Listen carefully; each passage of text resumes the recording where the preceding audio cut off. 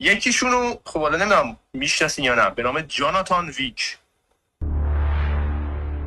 جاناتان ویک؟ یس این تو سپاه ایرانه؟ جاسوس سپاه ایرانه آها. که یکی از ترور کننده های فرماندهان اسرائیلی بوده. ایشون انقدر مهارت داشته که تو یکی از رستوران ها که اصلا هیچ سلاحی هیچ کس حق نداشته ببره، با یک مداد آقای اتاکی با یک مداد مغز یکی از فرماندهان رو سوراخ میکنه،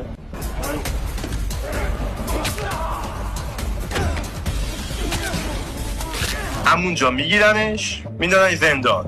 حالا نمیدونم چی جوری اینو از زندان فرار میدن توی همون جنگ. این الان برای ما چه چیزی تأثیری داره؟ میخوام بگم که ببینید اینا رو کیا آموزش دادن که چه جور یه همچین آدمایی اومدن. بابا از اون بهترش هم هست که به مدادم احتیاج نداره، از اون بهترش هم هست بابا.